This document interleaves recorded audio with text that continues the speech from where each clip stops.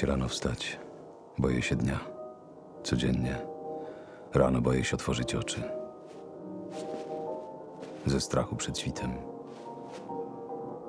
Zupełnie nie wiem, co zrobić z nadchodzącym dniem.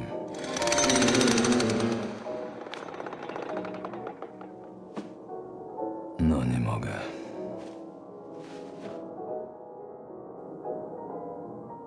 O kurwa. W imię tej Syna i Ducha Świętego. Amen.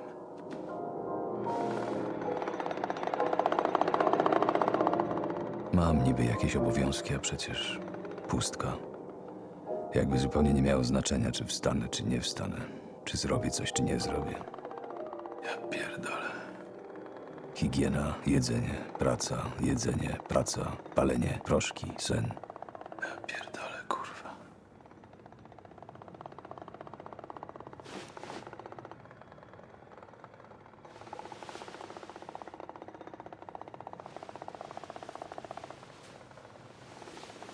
Raz, dwa, trzy, cztery, pięć, sześć, siedem.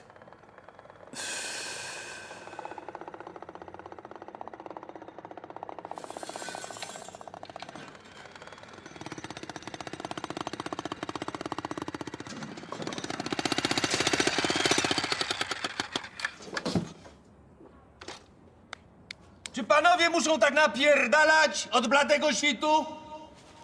Że nie podbijam karty na zakładzie o 7 rano, to już w waszym robolskim mniemaniu muszę być nierobem? Już możecie inteligentowi jebać po uszach od brzasku? Żeby se czasem kałamarz nie pospał godzinkę dłużej kapkę od was, skoro zasnął dopiero nad ranem. I żebym się kompletnie spalił w blokach już na starcie. Gruncie, kurwa, inteligent załatwiony! Na dzień cały!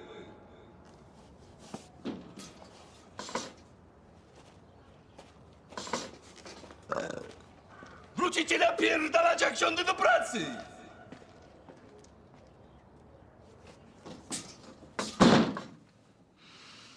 Teraz brzuch już wciągam na dzień cały. Robię tak od lat, tak robię. Zabieram budzik, niedopitą nocną herbatę i bezpłodną gazetę, w którą sam zgwałciłem się wczoraj przed zaśnięciem. Budzik odnoszę do pokoju. Chyba tylko po to, żeby mnie terroryzował przez resztę dnia nadchodzeniem pełnych godzin. I otwieram drzwi balkonowe, żeby dowywietrzyć tytoniowy wczorajszy posmród. Zużytą prasę upuszczam w przedpokoju, na tą do wyrzucenia. Tę. Kubas z wczorajszą herbatą zanoszę do kuchni i przy okazji napuszczam gorącej wody do garnka stojącego w zlewie. Wstawiam doń mleko celem go ogrzania. Teraz 7 łyków mineralnej niegazowanej, bo to bardzo zdrowo, rozpuszcza soki żołądkowe i zapobiega wrzodom. 3, 4, 5, 6, 7. Jak pomyślę, że znowu mam się dzisiaj golić. Staram się widzieć tylko ruch ostrza po skórze, a nie oglądać raczej swej twarzy w całości. Z niedowierzaniem i zazdrością patrzę, jak menu w filmach wycie obcierają ręcznikiem z twarzy resztki piany po goleniu. Ja bym dzień cały czuł na twarzy skórze tą niespłukaną dokładnie pianę tę. Albo prawie nie płuczą ust z pasty po myciu do zębów. Co ją jedzą? Połykają do kurwy nędzy? Co z nią robią? Ja nawet gardło opłuczam po myciu zębów. Opłukiwam. Podstawiam miskę pod kran nad wanną, by nie marnować wody. I myję twarz też do 7.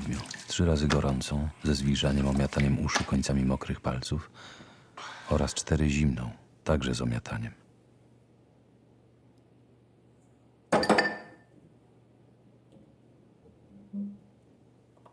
I już siedzę na desce i czytam angielski, którego chyba nigdy już nie opanuję. Go to pieces. Lose control of one's emotions. I próbuję ułożyć coś sam na klozecie. Besides, you can't go to pieces every time something wrong happens.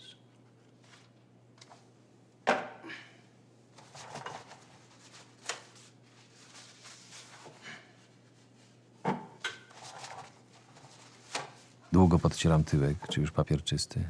Czasem, choć bardzo rzadko, wystarczy do 4. Zwykle jednak wecuję, poleruję dalej do 7 lub 13, bądź 21. Nieraz pół rolki pójdzie, zanim się podetrę. Podmywam się do 7, więc 3 razy tyłek, siedząc na brzegu wanny i staję w rozkroku, 4 krocze i fiuta razem czyni 7. Dziś nie wypada kąpiel, więc jeszcze stopy. Cały z głową się kąpie we dnie nieparzyste, chyba że do teatru, lekarza czy na randkę. Tyle, że randek nie ma. Stopy myję w tej wodzie po twarzy i tyłku, taniej i ekologiczniej. Bo widzę w myślach dzieci cierpiące pragnienie i myśl o suszy w Indiach, śmierci z odwodnienia. Gdy szykuję śniadanie, zwykle se o korkach słucham, jak tkwią te chuje w tych jebanych autach. Cała Praga stoi, nieprzejezdne wszystkie mosty w stronę centrum. Roboty drogowe spowodowały ogromny korek na Bełczyńskiej. Poruszamy się bardzo... Wsypuję do miseczki garstkę płatków zwykłych, garstkę płatków miodowych i garść owocowych, garść kiełków i garść otrąb, garść włoskich orzechów, rzecz jasna tych łuskanych, garstkę Kleopatry, co wszystko razem czyni 7 garstek, garści.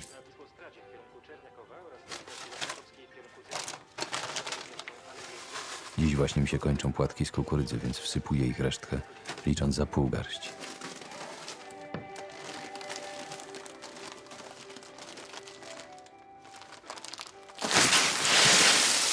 Kurwa, ja pierdolę.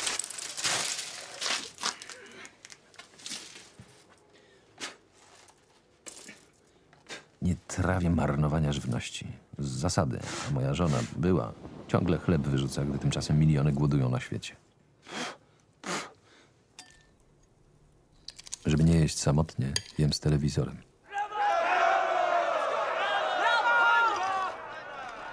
Nasza jest Polska tylko my, Polacy! Brawo! Jest tylko jedna racja i ja! My ją mamy! Jedna jest racja, lecz ona jest przy nas. Moja jest tylko racja i to święta racja. Bo nawet jak jest twoja, to moja jest mojsza niż twojsza. Że właśnie moja racja jest racja najmojsza! Tyle razy przyrzekałem sobie, nie będę sobie tym wszystkim nerwów szarpał, roztrząsając sprawy tego kraju, na które i tak nie mam wpływu. Bo już w nic nie wierzę. Jak mogę wierzyć, skoro nawet największy mój wysiłek przecieka im wam przez palce? Możecie już wszystko mówić, obiecywać, przyrzekać. Dawajcie mnie, dawajcie! Tam tu dawać zaraz! A może nam najwięcej? Wam niczego nie dać? Nam więcej się należy! Ja chcę mieć najwięcej! A właśnie mnie najwięcej! Nam dawać najwięcej!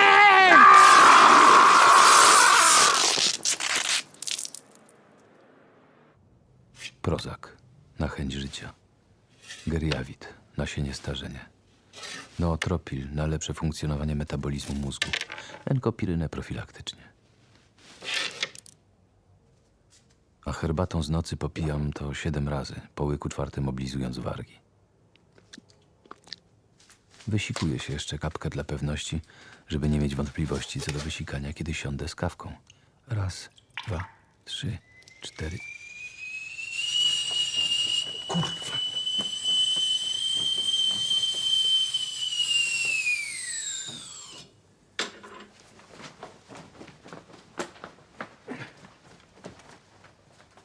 Pięć, 6, 7, 8, 9, 10, 11, 12, 13. Nie zawsze kopczyk powstaje symetryczny. Czasem jedno ziarenko potrafi zepsuć symetrię kawowej górki.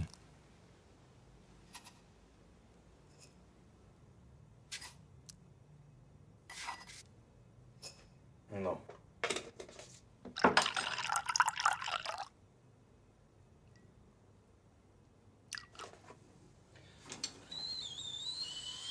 Żeby zawrzało.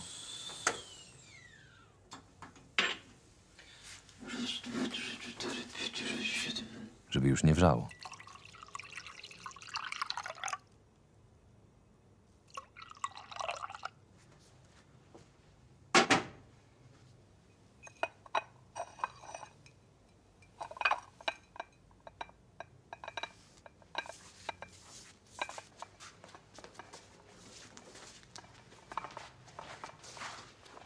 Zawsze się coś uroni. Jeśli nic nie skapnie, to znaczy za mało nalane.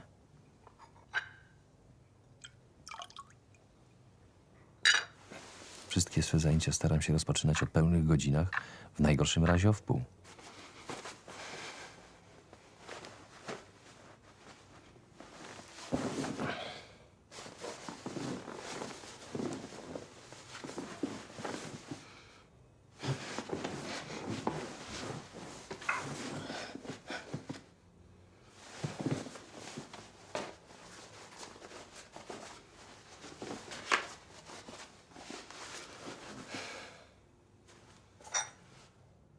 Raz, dwa, trzy, cztery, pięć, sześć, siedem.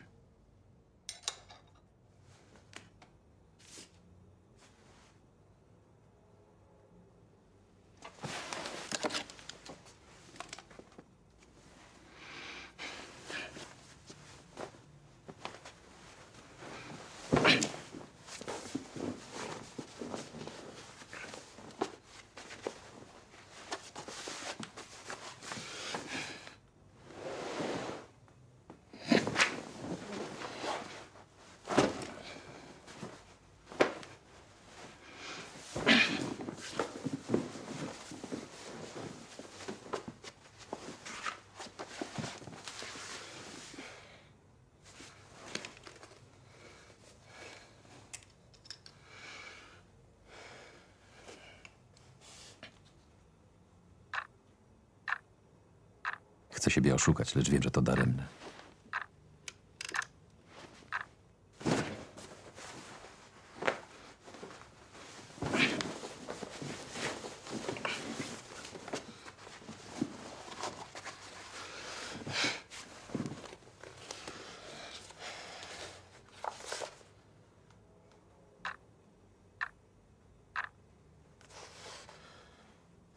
Wpłynąłem na suchego przestwór oceanu. Wóz nurza się w zieloność, jak łódka brodzi. Wśród fali łąk szumiących, wśród kwiatów powodzi. Omijam koralowe ostrowy burzanu.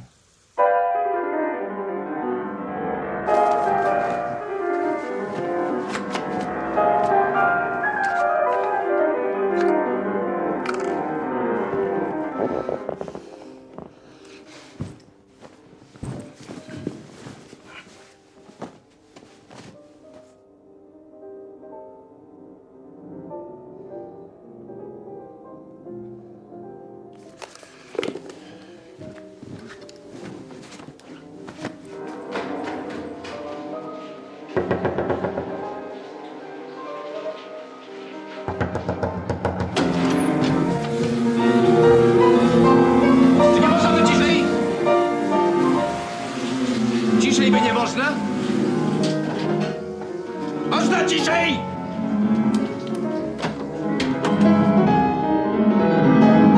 Mój drogi, to jest przecież Chopin. Chodź pan.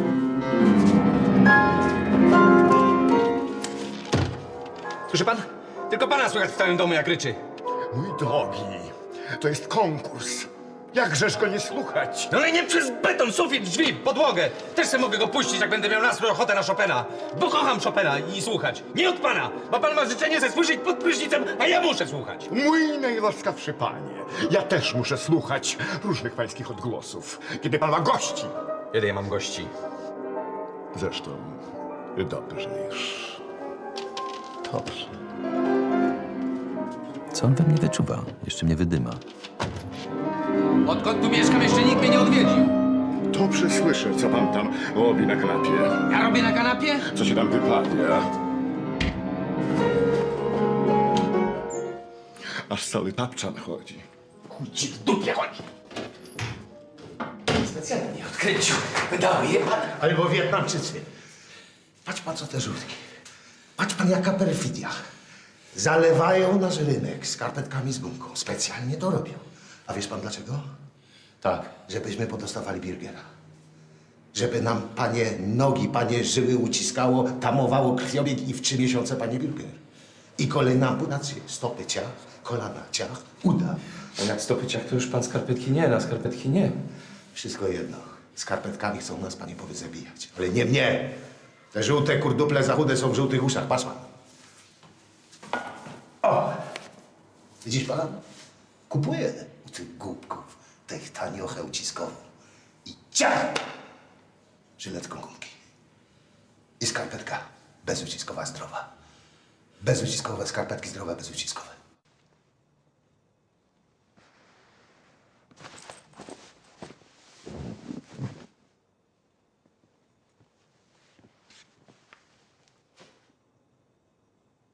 Wpłynąłem na suchego przestwór oceanu. Wóz nurza się w zieloność i jak łódka brodzi. Wśród fali łąk szumiących, wśród kwiatów powodzi.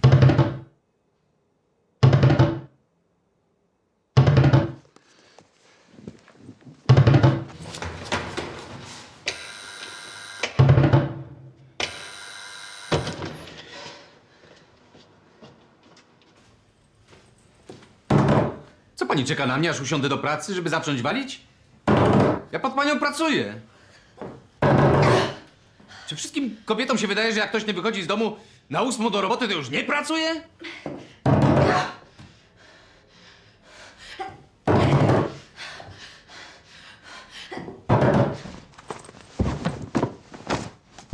Wpłynąłem na suchego przestwór oceanu. Wóz nurza się w zieloność i jak łódka brodzi. Jakby ktoś olbrzymowi golił brodę z drutu. Żeż ja pierdolę. Kretyn goli ręcznie, trawnik golareczko na kiju, chyba do golenia. Panie! W tym chce pan kurwa zgolić to wszystko? Jak zgolić? No bo trudno to nazwać strzyżeniem. O co panu chodzi? No tym chce mi pan pierdzieć pod oknem do nocy. Za dnia nie skończę tego. W ogóle dziś nie skończę. Normalni ludzie w pracy siedzą o tej porze. Ja tutaj jestem w pracy! Też tu jestem w pracy. Co pan myśli? Że jeśli nie podbijam karty o fabryce azbestu u 7, albo drutu, albo nie napierdalam datownikiem w listy na poczcie do 16, to nie jestem w pracy? Kumasz pan to, czy masz pan za daleko do łba?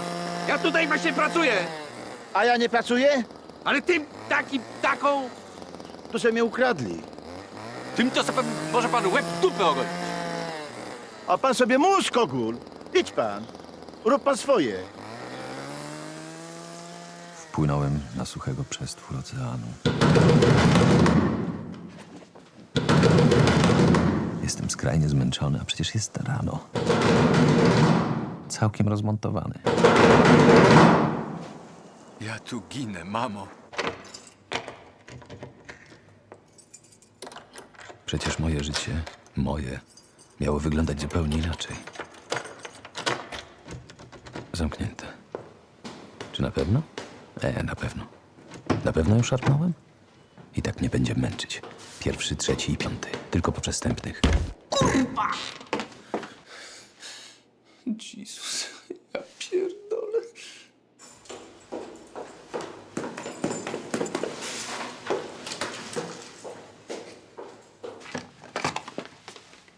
Będziesz miał Chopina.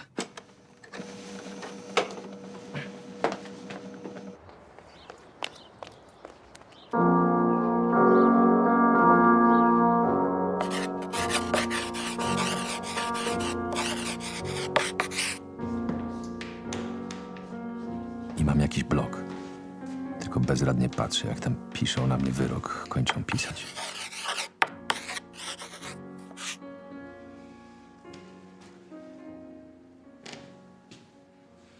Wycieczka w nieodległe od Odessy stepy. Dzikie. Niedawno jeszcze deptane przez stada tatarskich, rączych koni. Pozwala mu westchnąć powietrzem czystym. Ciszą po jarmarcznym zgiełku życia w portowym mieście. Jechali wciąż dalej. Koczem za 4 koni. Aż do Ackermanu.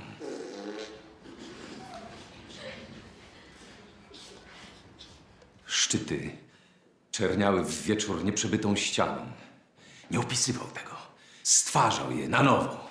Ich obraz potężniejszy, świetniejszy niż były. Wszystko stwarzał na nowo, zaklinając w słowo. Żegluga, burza morska i cisza na morzu. Cisza jest coraz cichsza. Zda się niemożliwa do usłyszenia uchem, aż po ciszę serca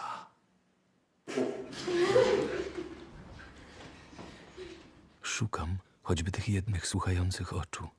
Jest. Są tuż przede mną, mądre i dziewczęce. Jak mogłem ich nie dojrzeć, jak rozbitek brzegu.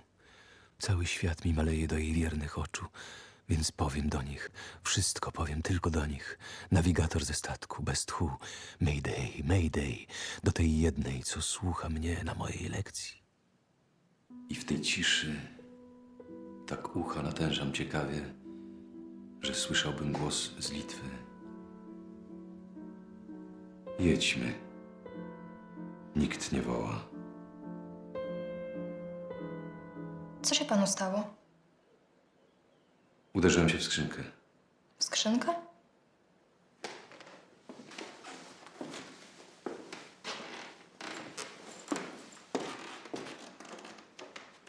Tak, na listy.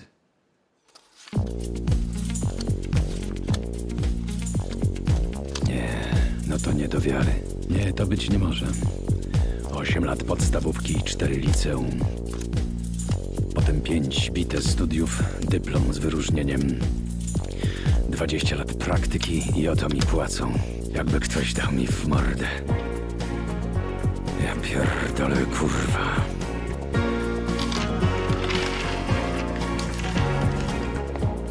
O bracia, poloniści, siostry polonistki. 130 było nas na pierwszym roku.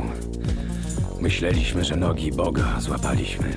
Że oto nas przyjęto do szkoły poetów. Szkoła poetów, Jezus, kurwa, ja pierdolę. Przez 5 lat stron tysiące, młodość w bibliotekach.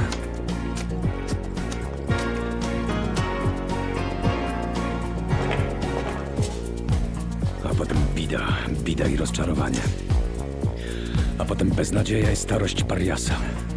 I wszechporażająca nas wszystkich pogarda władzy od dyktatury aż po demokrację, która nas kałamarzy ma za mniej niż zero. Dlaczego władza każdej maści ma mnie za nic? Czy czerwona, czy biała, jestem dla niej śmieciem. Kurwa, pod każdą władzą czuję się jak kundel. Czemu nie jestem chamem ze sztachetą w ręku? Ktoś by się ze mną liczył, gdybym rzucił cegłą.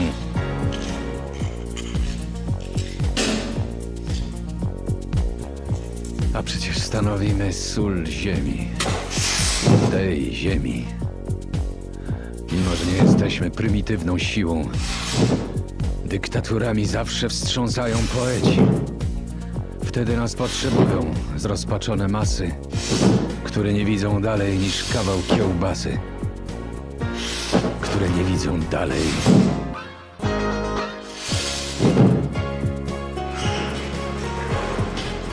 Good shot.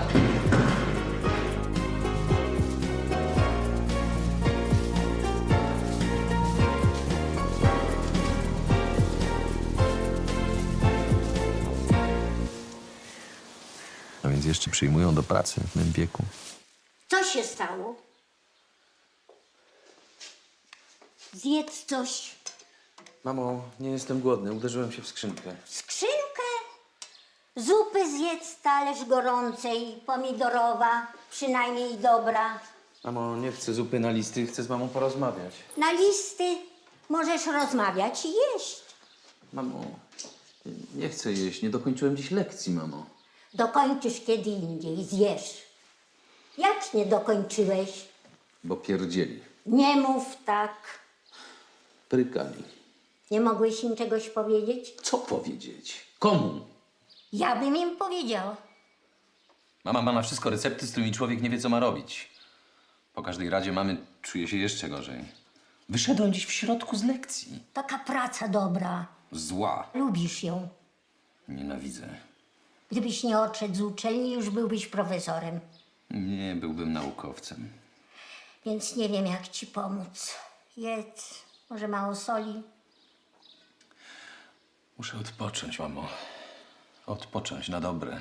Jasne, że odpocząć. Mama mnie wcale nie słucha. Oczywiście, że słucham odpocząć. Możesz teraz. Właśnie o to chodzi, że nie mogę, bo nie potrafię odpoczywać. To już nie wiem. Albo pieprzu trochę. Pieprz niedobrze na nerki. Jestem taki zmęczony. Jasne, że zmęczony. Połóż się trochę. Czym jesteś zmęczony znowu? Wszystkim. Sobą, życiem. Życiem? Jesteś młodym człowiekiem jeszcze. Mam 49 lat. 7 razy 7. 49 lat, ja mam 70 lat, 10 razy 7. Całe życie masz jeszcze przed tobą. Gdybym ja miała życie przed sobą. Mama już miała życie przed sobą. Też nie będę miał 2 żyć. Zupa ci wystygnie.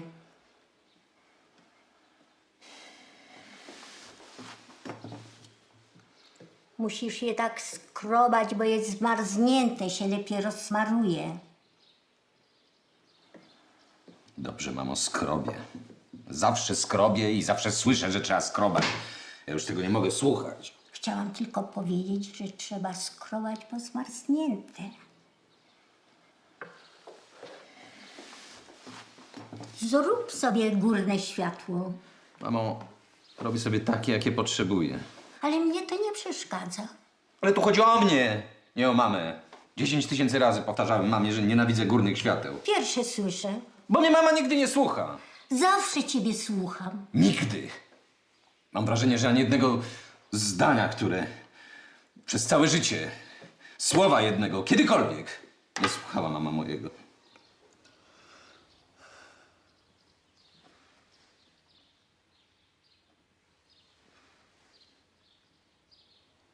Odkaziłeś to chociaż? Jedz ci zupa stygnie. Tak, neomycyną. Zupa. Boję się, że zamorduję matkę. Dlaczego synowie tak mordują swoje matki? Chyba ze strachu, że matki zamordują ich.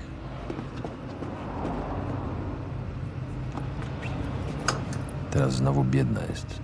Została. Teraz znowu jest mi przykro i żal.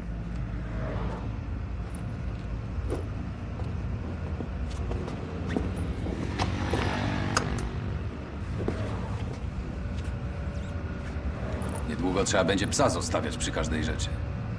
Widzę taką alternatywę dla pana.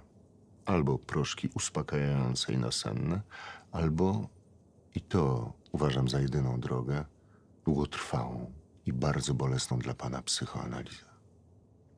Dlaczego bolesną? Bo może dowiedziałby się pan o sobie rzeczy... Nie sądzę, by ktoś mógł przedstawić mi mnie w gorszym świetle, niż sam siebie widzę. Doszlibyśmy w końcu do tego, kim pan właściwie jest i co chciałby pan naprawdę robić. Słowem, musiałby pan zaistnieć, właściwie narodzić się po raz wtóry, jako samoistna egzystencja, niezależna od matki.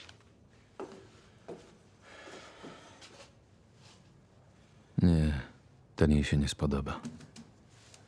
Najpierw pół życia bałem się jej, potem teraz pół życia boję się o nią. Codziennie się boję, że umrze. Codziennie boję się, że ja umrę przed nią i ani dnia nie przeżyję samodzielnie, wolny od jej cienia. Chyba wybrałem jej dobre.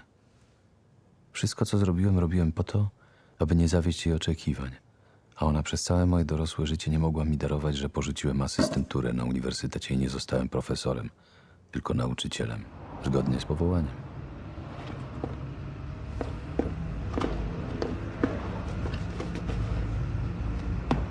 Paranoja. A że przy oknie, a że przodem, a że bokiem, a że nie wiadomo dlaczego. Dlaczego wciąż mym udziałem jest taka paranoja?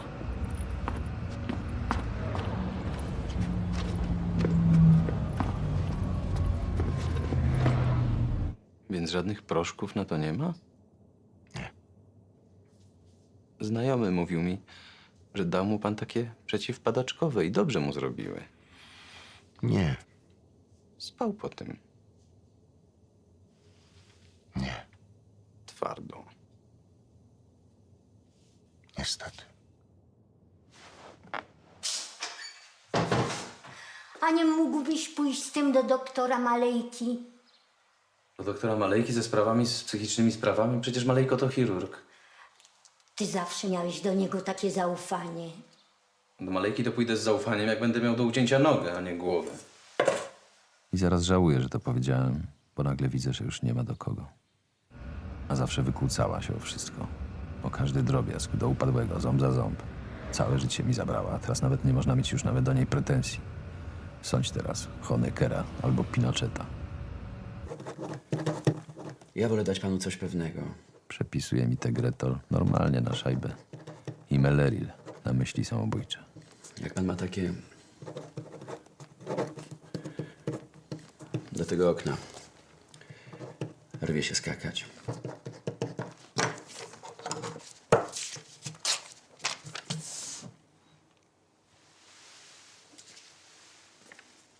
Teraz już mogę jechać do syna na to 15 piętro.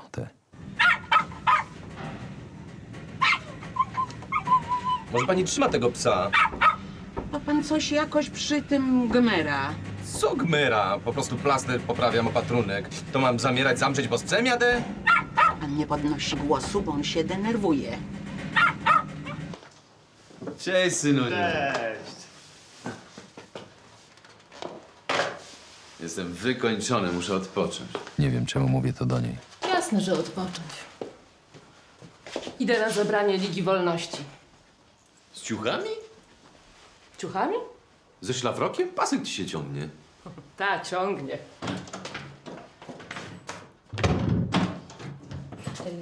Sylwuniu, synuniu, w kuchni masz brioszki ci kupiłam czekoladowe na kolację. Mama ci kupiła z czekoladą. Mama ci brioszki kupiła. Brioszki? Brioszki? Na kolację? Ty chyba masz coś z głową. Z dupą. Z dupą to zawsze miałaś wściekliznę macicy, masz bez przerwy. Kup se kołek osinowy i usiądź siedź na nim, to cię uspokoi. Świnia. Gnój. Wychodzę za mąż. Za psa. Za gówno. Suka powinna wyjść za psa wychodzić. I nie chowaj telefonu. Po co ci telefon? Do gonienia się masz, wystarczą ci łapy.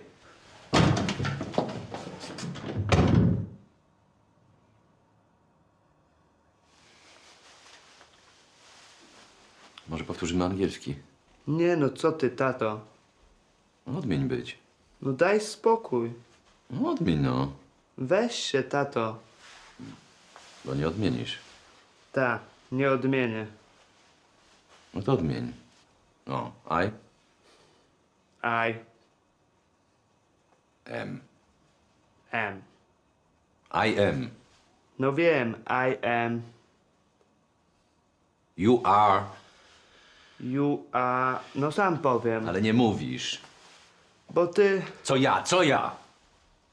mnie stresujesz. Ja cię stresuję, kurwa! Uczysz się tego 5. rok w szkole i na kursach i wszystko to jak krew w piach. Ta, krew od razu. I bo czego to jest odmiana? No jak czego? Jakiego słowa? No słowa normalnie. Posiłkowego. No, Jakiego? posiłkowego. Jakiego posiłkowego? Tu? M? To be, kurwa. Or not to be. O tym też nie słyszałeś.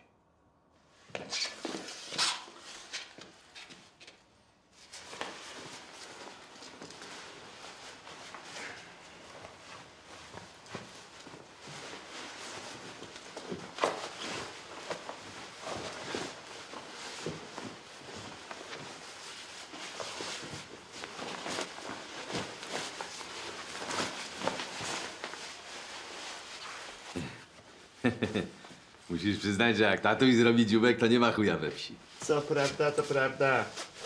Że na twój dziubek nie ma bata. Jest zajebisty.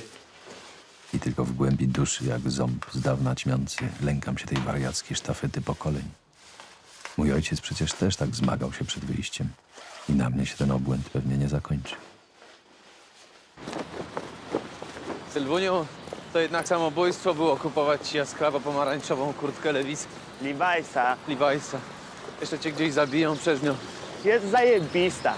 Tyle napadów teraz. Napadów. Ty jesteś, tato. Zobaczymy, jak się ożenisz i będziesz miał... Ja się nigdy nie ożenię. Dobra, i będziesz miał własne dzieci, to Ja zobaczymy, nie będę miał dzieci. Pierdolisz, Sylu, że głowa boli. Tato, jak się tata odzywa do dziecka? No bo dlaczego masz się nie ożenić? Idź tylko za głosem serca. Wiesz, jakie to przeżycie, taki ślub kościelny? Przecież wy nie mieliście kościelnego, tato. My nie mieliśmy właśnie, już chyba mieć nie będę, chociaż bardzo jeszcze chciałbym wziąć ślub kościelny, tylko nie wiem z kim.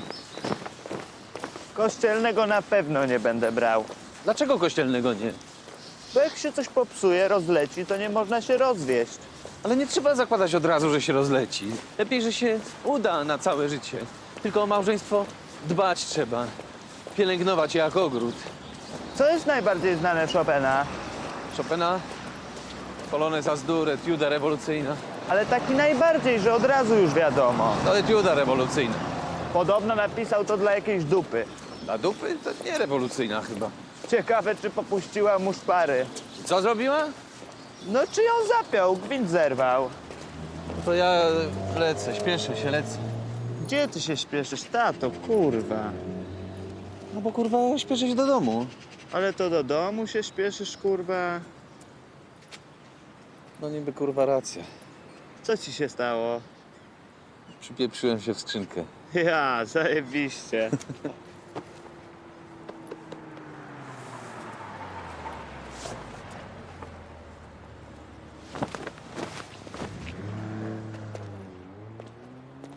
Żebym spotkał Elżbietę, moją pierwszą miłość. Wszystko bym jej jeszcze zaczął z nią od nowa. Wszystkie inne spotykam, tylko nie jej jednej. Tyle lat od rozstania.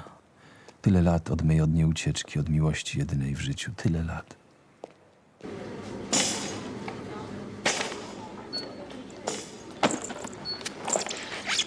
Obca facetka wypycha mnie palcem ze sklepu jak odarte z godności dziecko. Co pani z tą ręką? Popycha mnie pani. Ja pana popycham? Cały czas mnie pani pchawy przed sobą bezczelnie. Tak rękę trzymałam. Co za baba. Nie baba. Bezceremonialna. A pan nie zachowuje się jak mężczyzna. Obcesowa. Kobietę odnosi. Do kobiety inaczej się odnoszę, ale nie do spychacza, który mnie popycha jak jakiś buldożer. Mężczyznę bym dotknęła, ale nie pana. Wampira. Popycha mnie babsko jak przedmiot rzeczy jakąś, jeszcze mi krówką ciamka nad uchem. Wampir. Buldożer. Wampir. Panzerfaust. Wampir. Czołg. Wampir. T-75. Wampir. I ciamkający czołg. Zwariowany wampir.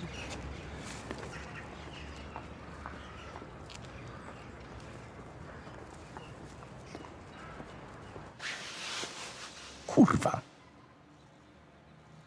Tak jakbym ja miał wiedzieć, czy wlezą jej na dupę. Ja pierdolę. Te dupska przyłażą do kiosku na występy, nie na zakupy. To już ostatnia kobieta?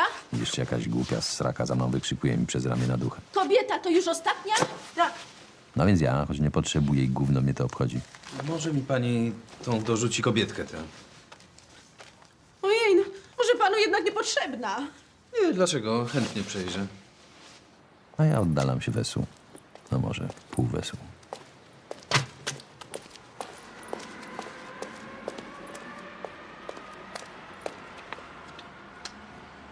Kurwa, jeszcze z tymi dziećmi jebanymi nie mogę.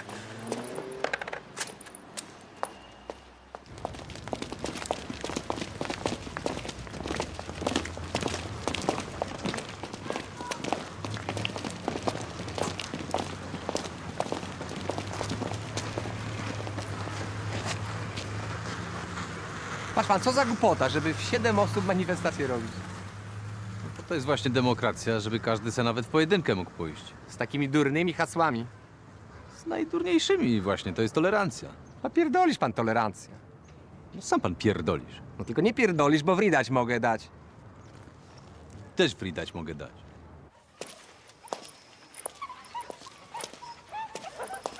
Czy nie można tego zbierać po swoich ulubieńcach? Przecież to zaraza. Czym się różni gówność gówna psiego od gówna ludzkiego? A jakbym ja tak zaczął walić kupy po trawnikach, w piaskownicach i podcieniach, arkadach, sadzać stolce na betonie, chodnikach, srać na skwerach, muszę kupić wiatrówkę. Nie mam kiedy odpisywać na korespondencję. Pisze do mnie Rossmann, Pizza Hut, może odmiana losu wreszcie jakaś. Bo przecież tu to rozpacz. Mogę sobie wybrać najtańsze złoto i brylanty w Warszawie. To będzie twój złoty rok. Czy jest ktoś niżej ode mnie na tym Bożym świecie? Za 7 w pół 15 zalewam herbatę, by zgodnie z zaleceniem parzyć 7 minut. Potem mieszam 3 w prawo, 4 w lewo, 7. Boli mnie, gdy wyrzucam dodatki z gazety, widząc oczami myśli padające lasy. Dom wyrzucam, dąb pada. Turystykę, lipa. Komunikaty, świt. świerki jak zimowe kwiaty. Automoto jak maszty upadają sosny. Supermarket to modrzew. Klon nieruchomości, mój komputer. I Bóg się korzeniem nakrywa. A z każdym precz dodatkiem ich żywicą krwawie. O, mój znajomy umarł. Boję się, że umrę nagle. Boję się, że umrę i nie zostawię nic mojemu synowi. Środków do życia. Dziecko trzeba nauczyć pływać. A pan mu chce zostawiać koła ratunkowe?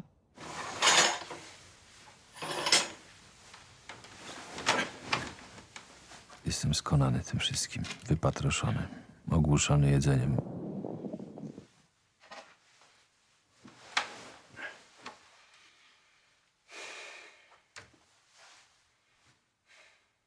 I ledwo śladowo odpływam, śladowo.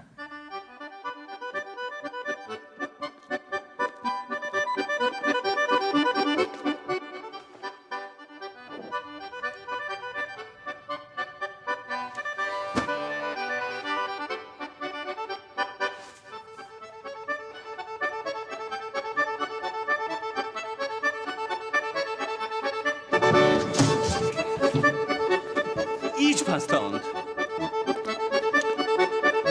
Zagraj! Wynoś się pan! Ja! Dupy z takim graniem! Nikt tego już nie chce słuchać! Co panu się wydaje, że pan gra na Pradze przed wojną albo zaraz po? Co pan przeleżał pod lodem pół wieku? Na kogo pan to gra? Dla ludzi! Wie pan, co robi, jak potrzebuje muzyki?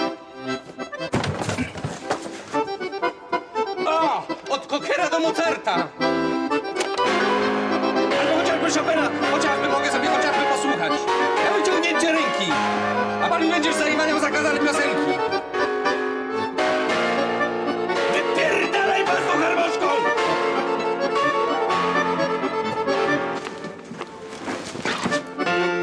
Bo panu w dupę strzelę!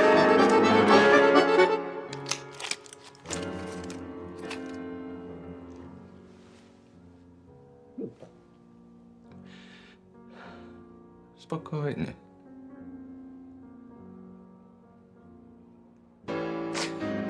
Co ja mam teraz?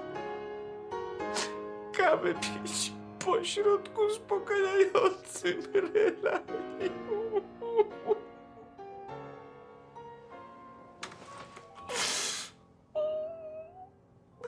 Gdybym tylko spotkał Elę, moją pierwszą miłość, wszystko bym z nią mógł jeszcze zacząć od początku. Od pierwszego zobaczenia jej.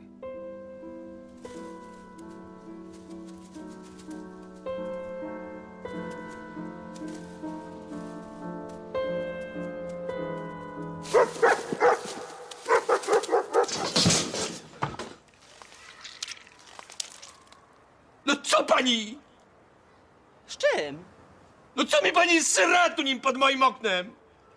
To przecież tylko pies tylko. To co, że pies? To ma mniej gówniane gówno od człowieka? Poszedł! Spokojnie, Bobik, spokojnie. A jak ja bym tak nasrał pod pani oknem? Pod panią?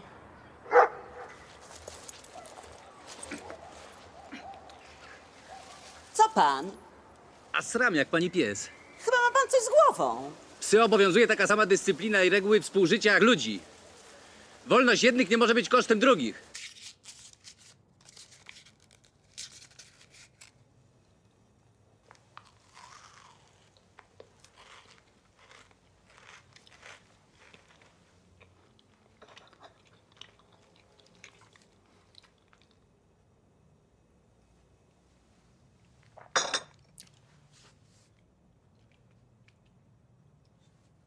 Teraz jestem poetą i wiersz sobie piszę. Pośród ogrodu siedzi ta królewska para.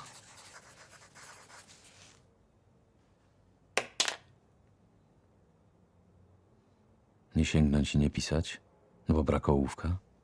Czy sięgnąć po ołówek i nic nie napisać? Bo będzie mnie wkurzało spsute umoszczenie. Także moją inwencję zburzy irytacja.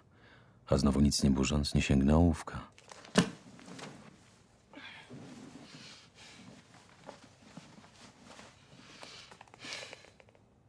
Pośród ogrodu siedzi ta królewska para.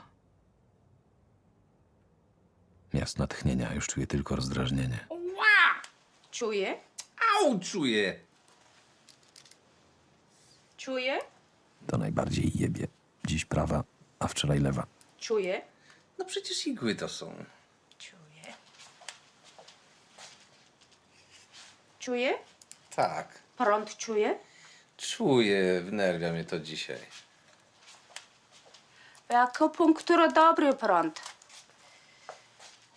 Ała! Czuję boli. Jak cholera. Boli czuję. Ała! Leży 20 minut, nie rusza palcem. Co mi będzie pierdolić ta żółta kukiełka? Jezu! Palce rusza. Kurwa, mam sztywną nogę. Rusza sztywna noga. Ile lat ma? 49, 7 razy 7. Będzie żył 77. Już to widzę. Się nażyła? Miałczyński Adaś. Adam.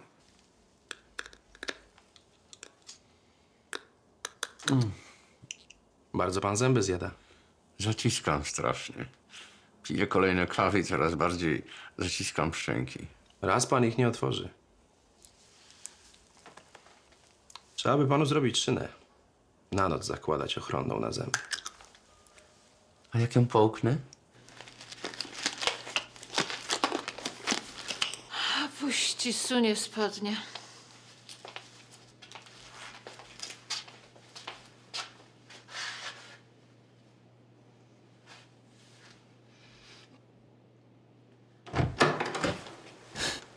Pani doktor?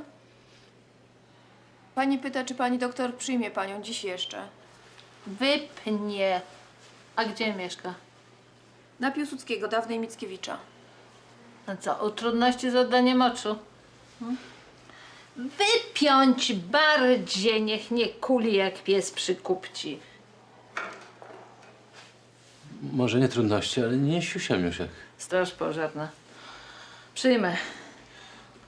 I zawsze wydaje mi się, że nie dowysiusiwam się do końca. Niech czeka. Od kiedy to ma? Od dzieciństwa. Przed snem zawsze musiałem dowysikać się jeszcze, żeby nie wiem co. No, młodzieńcza prostata. Niech pan nie spuszcza głowy. I od wejścia widzę, że jest pan za skromny. Głowa do góry.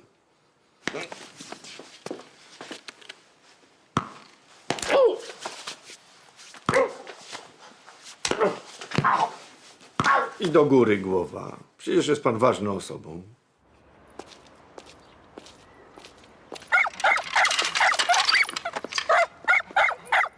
Jamnika się boi, głupek! Sama jesteś durna! Ty gnoju! Kalekę kopiesz, inwalidę, ty! Jezu!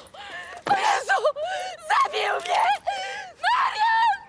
Józek! Jeszcze nie tu zabiją te miejscowe lumpy. Jakby co to się wyprę. Albo zgolę wąsa. I znów zachowuje się kurwa nieasertywnie. Ja pierdolę. Czy jestem wariatem? Żeby tak spotkać Elę, byłbym ocalony. Gdybym tylko odnalazł moją pierwszą miłość, mogłoby wszystko jeszcze być inaczej. To jeszcze wszystko mógłbym zacząć raz od nowa. Wszystko by było wciąż możliwe jeszcze. Byłaby jeszcze szansa. Wciąż szansa byłaby. Ela, moja pierwsza i jedyna. Rany Boże, déjà vu. Déjà vu. Dobra, déjà vu.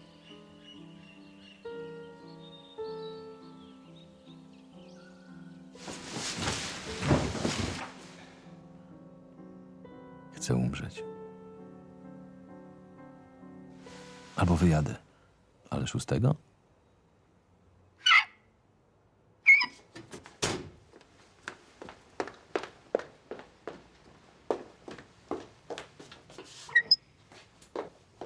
A wziąłem, jasne, raz spodnie wziąłem, a nie ciągle te ciemne, ponure dziady ponure. Może w pociągu chociaż skrobnę coś własnego.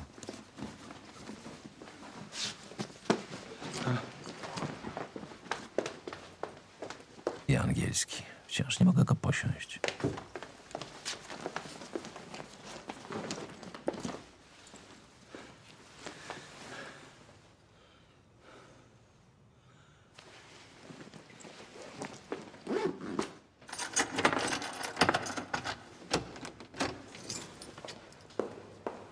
Czy na pewno?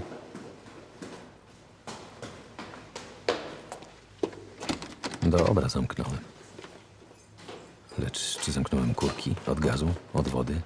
Na pewno zakręciłem? Wszystkie? Główny gazu? Tak. Przy rezerwuarze, w łazience, za lustrem? Tę głowę zamknąłem. Ale czy pod zlewem? Już raz, kurwa, zalałem tego ciotę z dołu. Jednak nie zakręciłem. Kurwa, jak staruszki zakręcają te kurki, co ani drgnąć nie chcą. Lecz zapomniałem przysiąść. Raz, dwa, trzy, cztery, pięć, sześć, siedem.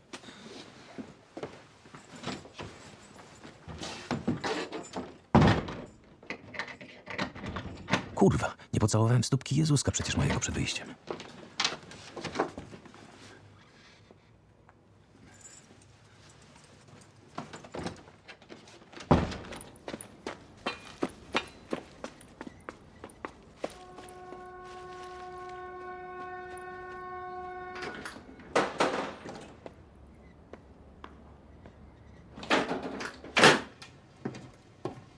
Pierwsze, co wybieram, to wybieram przedział. Przedział dla niepalących oczywiście, rzecz jasna. Musisz wiedzieć, że nie ma nic bardziej zabójczego od wdychania przez kilka godzin papierosowego dymu.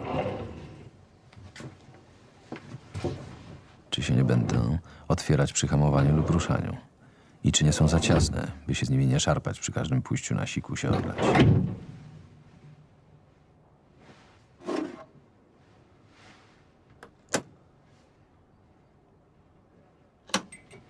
Czy zapalone nie pyrczą?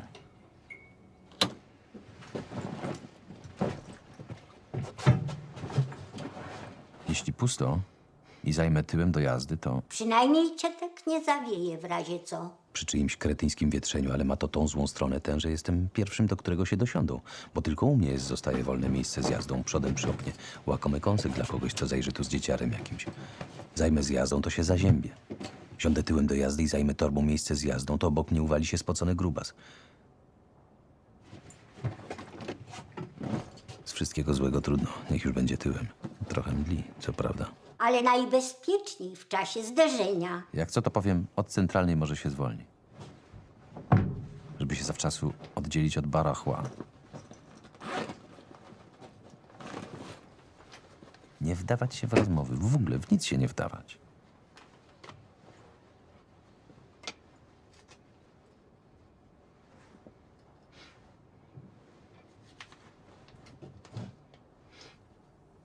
Pośród ogrodu siedzi ta królewska para.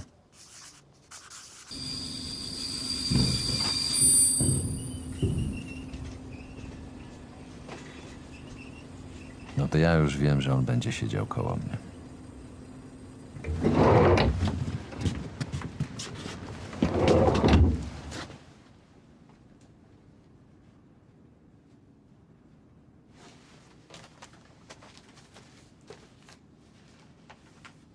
Zasłoń.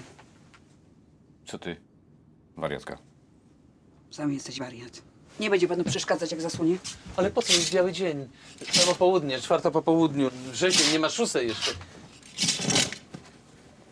Ty wariatka jesteś. Tylko wstyd przed ludźmi tylko. To ty jesteś wariat. Po co ty chcesz zasłaniać, wariatko? Biały dzień, samo południe, 4 po południu. Wrzesień, lato, panów jeszcze 6 nie ma. Nienawidzę cię.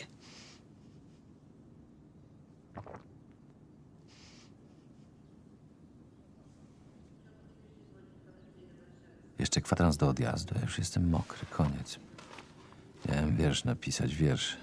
Dupa z pisaniem, chuj z poczytaniem. Nawet sportu w gazecie nie zrozumiem. Jestem w proszku. Kompletnie rozmontowany.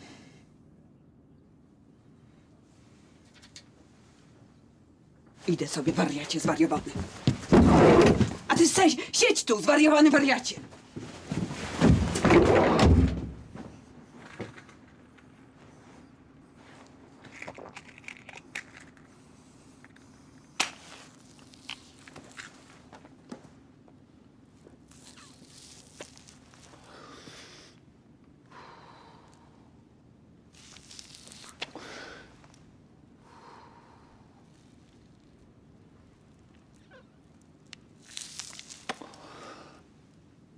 że ściągam wariatów.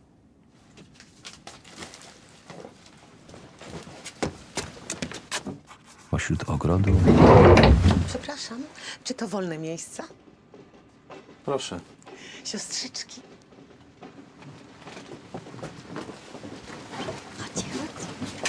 Siadajcie się.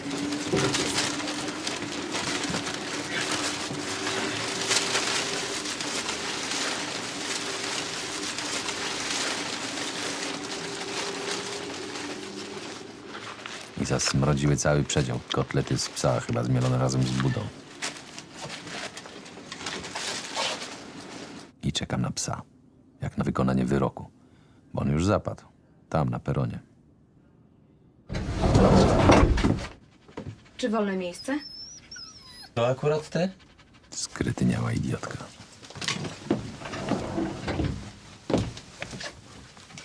Piesek panu na pewno nie zrobi kłopotu. Będzie u mnie na kolankach. Zostawia nosem mokre ślady na jasnych spodniach. No Chryste, no co ja? Jak ja? Z tymi śladami przy rozporku, że co ja niby robiłem? Ręce mam tam trzymać przez całe wczasy?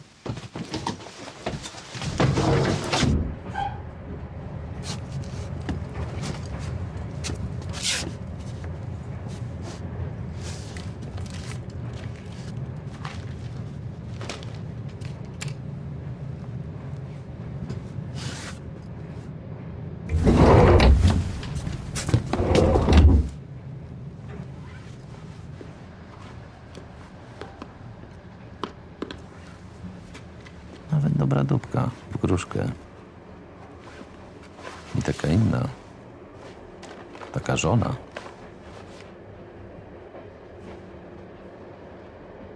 Nie ma nic gorszego jak facetka z dupką w jabłku. Albo w śliwkę. Pośród ogrodu siedzi ta królewska para.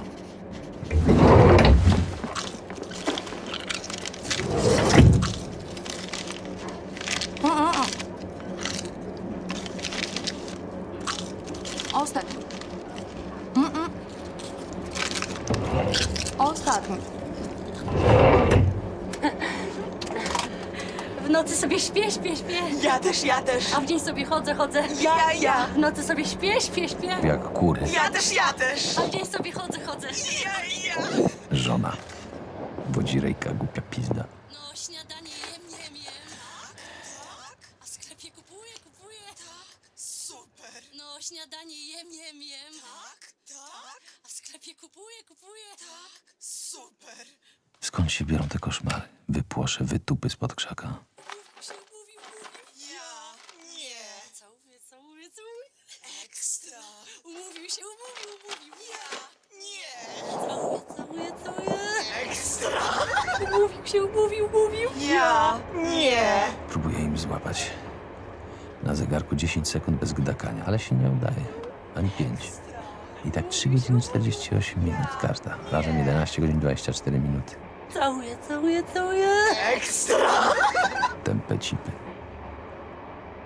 Raszple z drutu, nieuki jebane.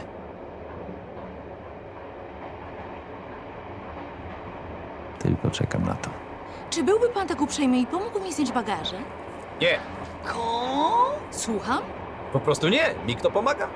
Jest pan mężczyzną chyba. Ale ja jestem za pełnym równouprawnieniem kobiet. Gorącym zwolennikiem jestem. A pani jest przecież w pełni równouprawnioną kobietą. Pan co za to chyba nie jest w pełni mężczyzną.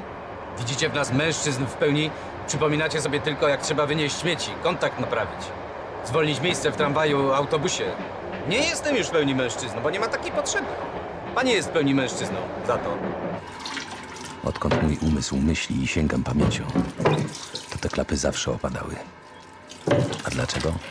Bo przez dziesiątki lat jedni bezmyślni kretyni pod kierunkiem innych bezmyślnych kretynów umieszczają muszle klozetowe w pociągach tak blisko ściany, że klapa po podniesieniu nachylana jest ku muszli i puszczona musi opaść. Dziesiątki lat. Jezu Chryste Przenajświętszy. A jeśli Polska, to właśnie ta oiszczana klapa.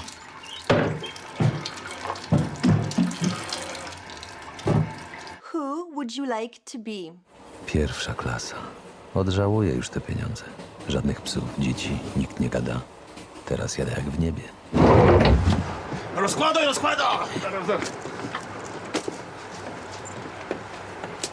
A ja go żołem tym dupkiem. A ja go tym odpowiem.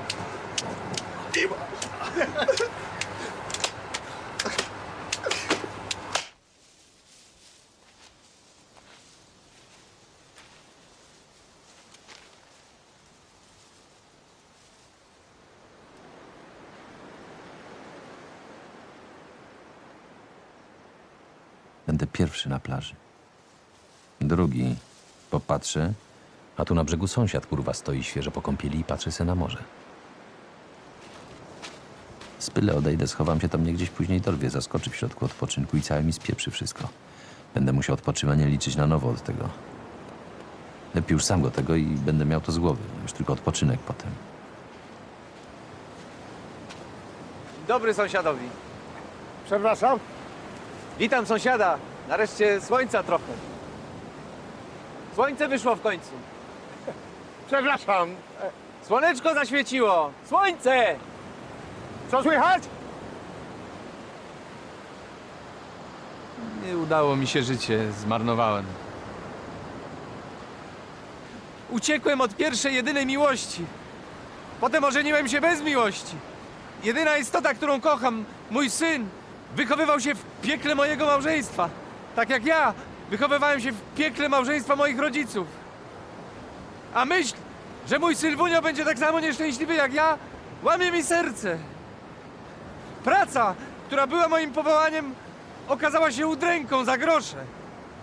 Zabija mnie samotność, którą sam sobie zgotowałem. Nikt i nic mnie już nie czeka. Nie widzę przed sobą przyszłości. Jestem w proszku, w rozsypce. Wypalony, rozmontowany. Śmiertelnie zmęczony, chociaż niczego w życiu nie dokonałem. Muszę przystanąć w biegu, chociaż nigdzie nie dobiegłem. I odpocząć. Odpocząć za wszelką cenę. Aha. Nie słyszę w ogóle. Słuch mam dobry, ale tylko szum słyszę. Może to możesz, szum może. No to, bo żona mnie schepie. No to Miłego wywczasu. dziękuję. Mimo wszystko, co za ulga, kołyszący szum i pusto. Odpoczywam, jest cudownie. Każdy najzupełniej sobie.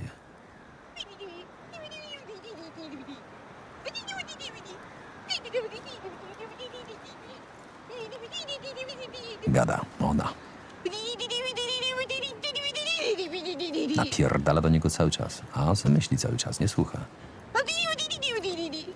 Idą rzecz jasna ku mnie. O 7 metrów, najwyżej o 13 na plaży pustej poza tym.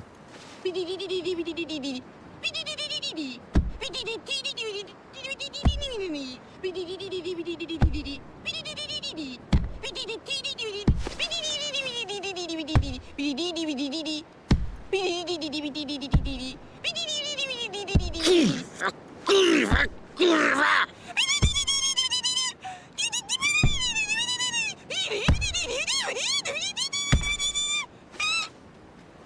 Tak zawsze mnie koił szum odwiecznych fal.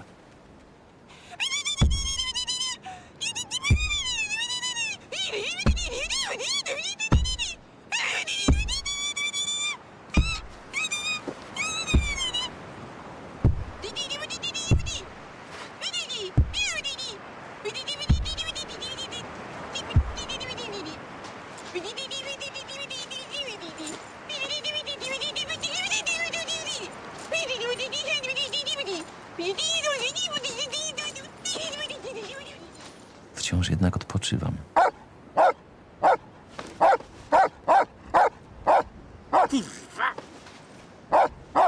Plaża dla psów!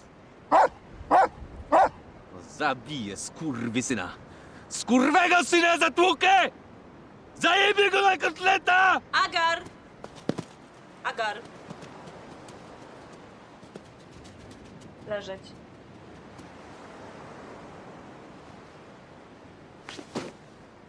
Lecz ciągle odpoczywam.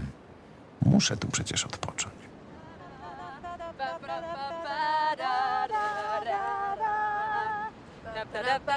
Wynocha! Wypierdala!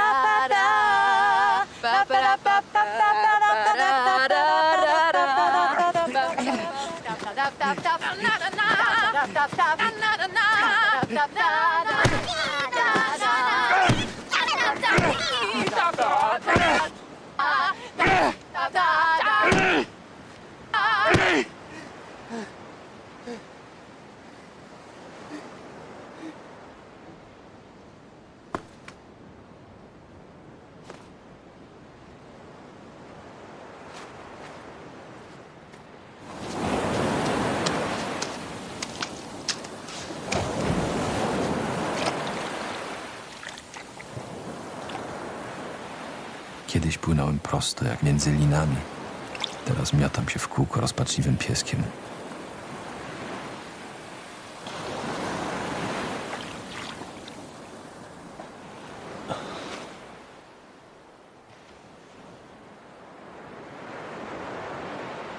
I wreszcie cicho. Jakiś bachor chyba przeklęty. Zostawili szczeniaka samego pod wieczór na plaży gówniarza. Czy te gnoje nie umieją się bawić inaczej jak piszcząc? Muszę odpocząć! Muszę tu odpocząć.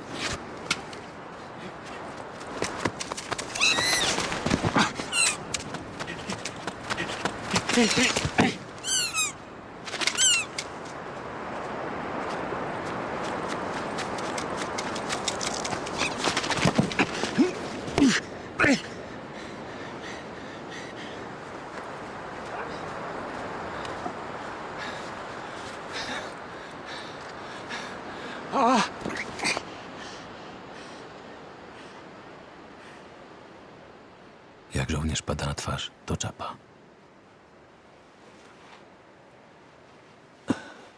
A może to odwrotnie?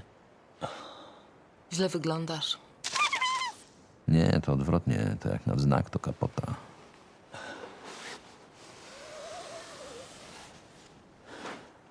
Umieram.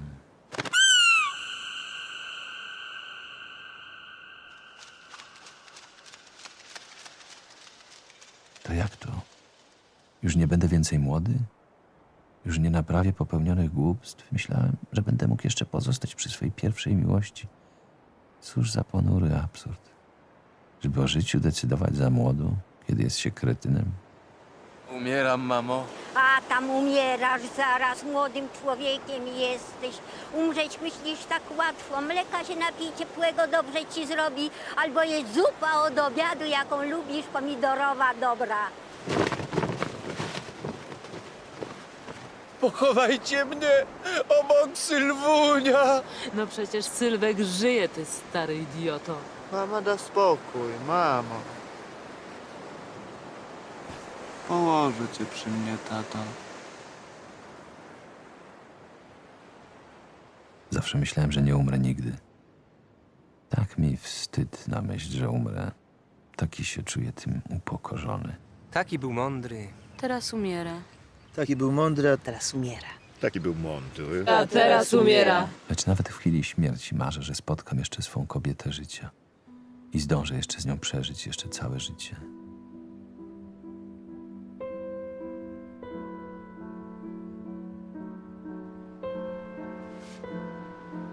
Uderzyłeś się w skrzynkę na listy. No właśnie, wie to, rozumie od razu. Nie żadne co się stało.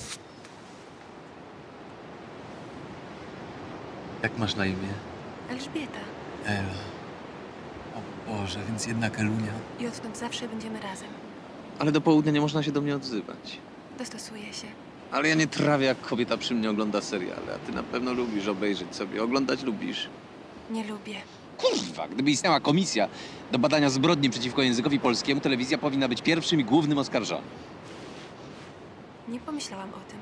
Przecież telewizja winna jest rozplenienia tego wszechobecnego kretyńskiego jakby. Teraz już nic nie jest jednoznaczne i jasne, tylko jakby jasne. Ja pierdolę. Rzeczywiście. Albo z tym akcentowaniem, kurwa, na pierwszą sylabę, zamiast na drugą od końca. Też robota telewizji. Skąd to wytrzasnęła? Z nowomowy partyjnej, z góralszczyzny? I teraz już wszyscy. Przedłużająca się wojna zamiast przedłużająca się wojna. I nie piknikowy nastrój, tylko piknikowy nastrój. Masz rację. I nie w całej Polsce, tylko w całej Polsce! Kurwa, ja pierdolę! Będę wyłączać dźwięk. A jak widzę te zajebane kulki, bombki, brzdęki przed reklamą i te aktorki buchające ekspresją i uczuciem przy praniu i podpaskach. Będę gasić obraz. Ale ja przy kochaniu jestem dosyć szybko. To nerwy. Przy mnie się uspokoisz. I będziesz mógł tak długo, jak zechcesz. Ale ja właściwie nie mam czasu ani miejsca na kobietę życia w moim życiu. Marzę o niej, ale nie mam miejsca ani czasu. Nie będę ci ich zabierać. Jestem twoim marzeniem tylko. Jak tak, to okej. Chociaż no nie wiem. Nie wiem, może poczekam na inną. Będzie jeszcze lepsza, może się trafi. Tylko jak od niej uciec od tej?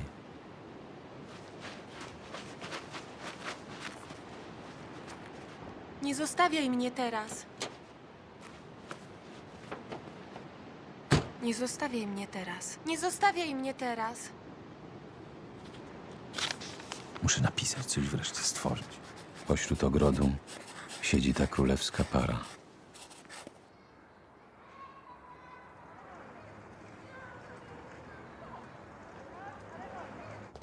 Niespodziewanie robi mi się raźniej. Skąd Litwini wracają? Tak. Litwini? I zaraz wprost od wejścia. Rzucam się telewizję włączyć jak Robinson, jak ku desce ratunku. W strachu przed pustym mieszkaniem. Muszę sobie zrobić kolację. Kurwa, przecież ja nic nie muszę. Kto powiedział, że muszę? Kolację. Nie muszę jeść. Nie muszę spać. I znów szykuję sobie kolację, robię. Ja pierdolę.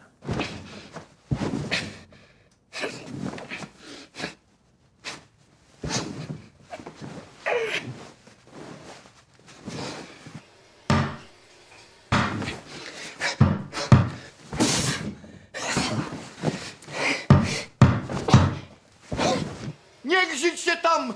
Nie łajdaczyć nade mną!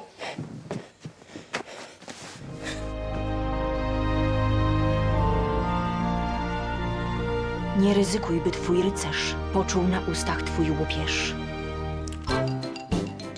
Szkorbudent total czyści totalnie.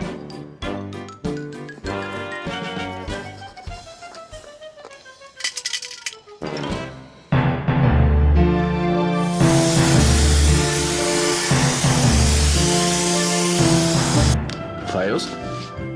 Nie, chujos.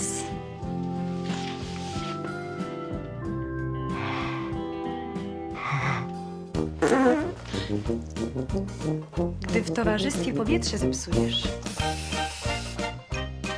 antyprykator cię uratuje. Ładnie pachniesz. Co to za zapach? Wyciąg z fiuta. Wyciąg z fiuta twoim zapachem. Aniswag Vaginex to o 40% lepszy trening mięśnia kegla warg sromowych i zwieracza odbytnicy.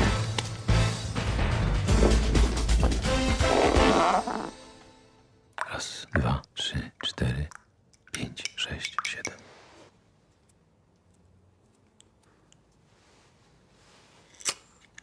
Jak długo jeszcze tą jedyną rzeczą, na którą czekam okresu dnia każdego, będzie wieczorne palenie i przerzucanie kanałów?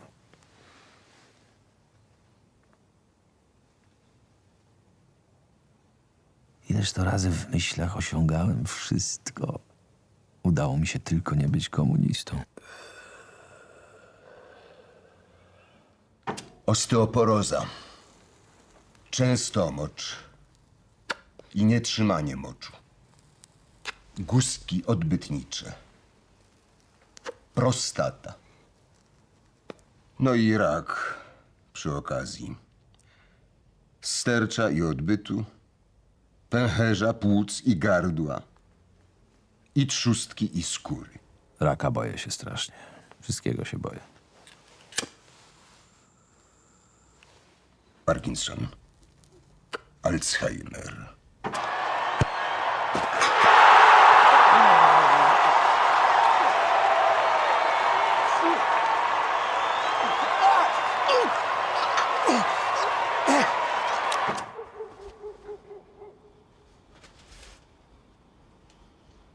boję się nocy. A raczej nie to. Nie mogę położyć się spać. Mimo że jestem zmęczony i senny, jakiś niepokój ściskający serce, że jak to? To już koniec dnia? Już się nic dzisiaj nie zdarzy?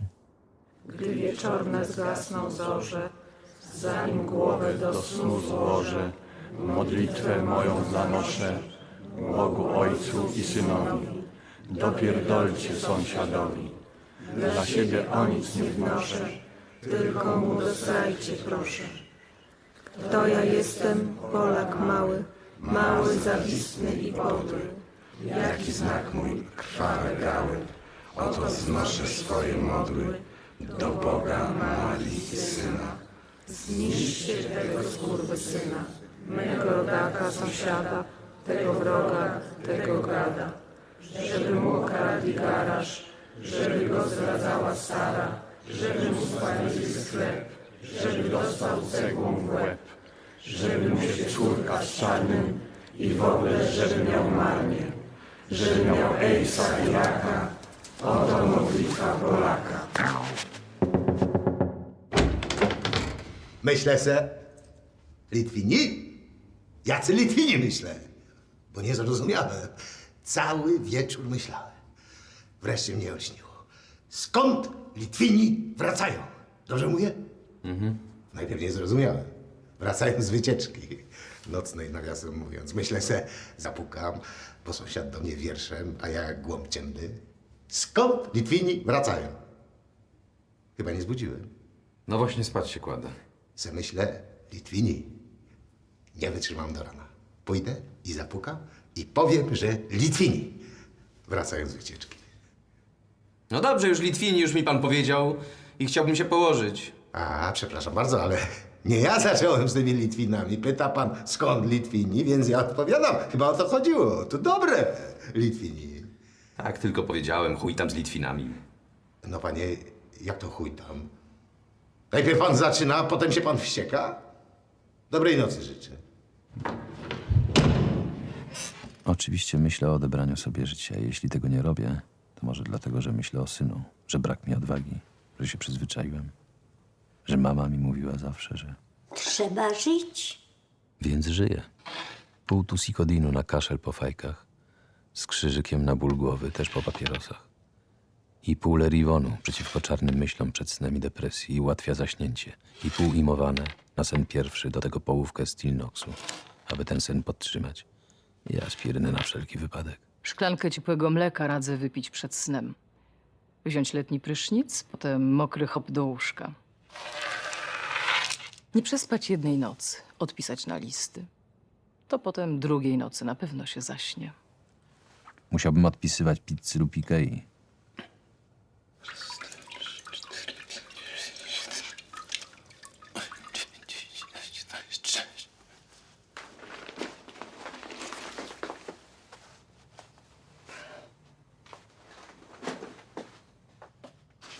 Jeszcze siczek nerwowy. Proforma, sprawdzenie.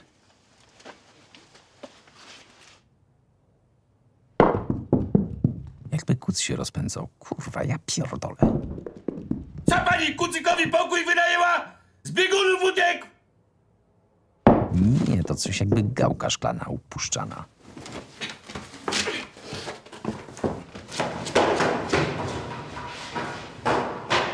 Co pani z tą gałką? Zupełnie dziecinniała?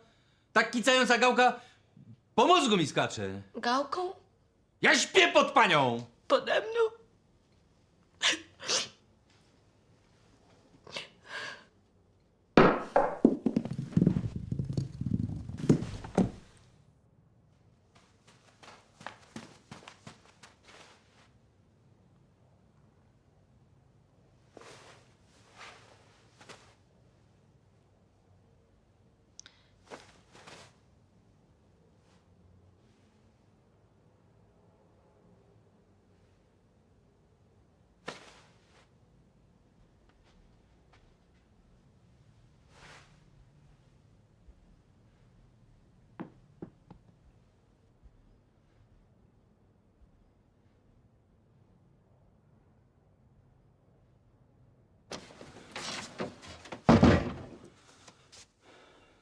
Chyba przeginasz, Jesus.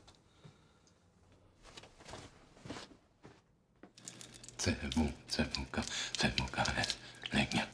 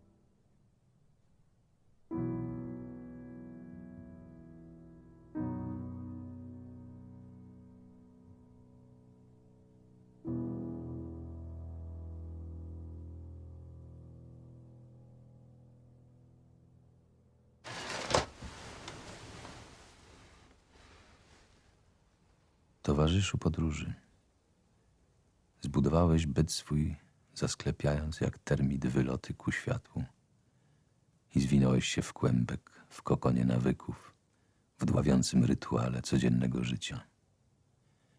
I choć przyprawia cię on co dzień o szaleństwo, mozolnie wzniosłeś szaniec z tego rytuału przeciw wichrom, przypływom, gwiazdom i uczuciom. Dość trudu cię kosztuje, by co dnia zapomnieć swej kondycji człowieka. Teraz glina, z której zostałeś utworzony, wyschła i stwardniała. Nikt już się nie dobudzi w tobie astronoma, muzyka, altruisty, poety, człowieka, którzy zamieszkiwali może ciebie kiedyś.